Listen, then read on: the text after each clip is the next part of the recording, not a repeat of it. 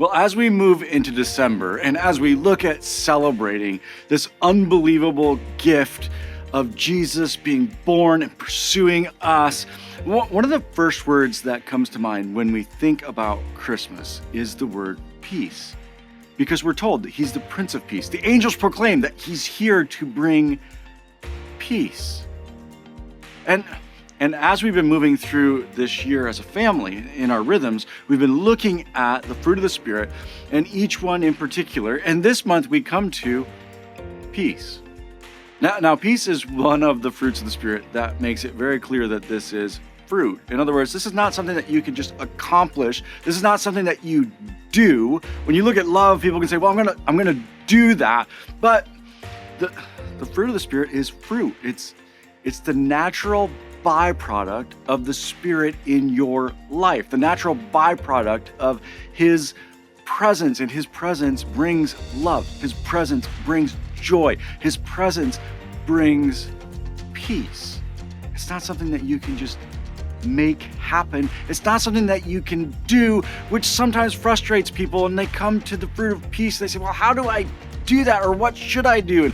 And what I want to do is I want to take you to a passage for you to sit with this month that talks about this in such a way that it doesn't tell you, okay, this is what you do to have peace. But I do think that it says, okay, this is a conversation or something that you can engage with the Spirit in, or a way to engage the Spirit that will allow you to be able to experience that peace more.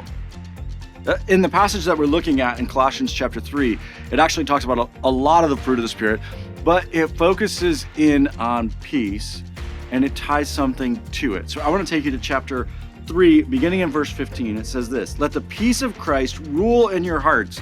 Well, how do I do that? He says, since as members of one body, you were called to peace. He says, you're called to peace, so let it rule. Well, how in the world do I do that? And then he calls us to something that is almost always tied to peace. He says this: and be thankful. Let the message of Christ dwell among you richly as you teach and admonish one another with all wisdom through psalms, hymns, and songs from the Spirit, singing to God with gratitude in your hearts. He says, I want for you to experience this peace. So here's what I want for you to do. I want you to be thankful, and then I want you to admonish one another with gratitude. And whether that's teaching or whether that's singing, whatever it is, I want it to be filled with thankfulness and gratitude. And whatever you do, whether in word or deed, do it all in the name of the Lord Jesus. He says, I want you to do it all in his name, for him, pursuing him, engaging him. And he concludes once again with giving thanks to God, the Father, through him. And so it's not just that you're thankful generally. It's not just that you are communicating gratitude generally, but specifically to him. I want for you to be thankful to him. And so, as we move through this month, which, to be honest with you, even though we're celebrating the unbelievable gift of Jesus pursuing us and coming for us, is not really a month filled with gratitude. It's a month that's about what I want. It's a month about how I can get more. It's not typically a month filled with thankfulness. I just challenge you to sit with this passage and to just look at it. Okay, how can I be thankful to him over and over again? In everything that we're doing with one another, in our services, our groups, how can I step into that with gratitude to him in the midst of others, encouraging them to do the same?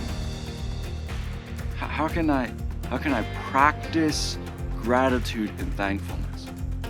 Because he says, well, it's then that you begin to know that peace that you were called to. It's then that fills your heart.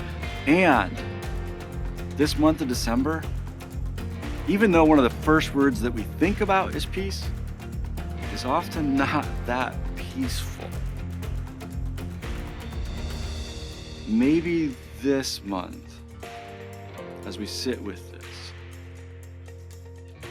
we can change that.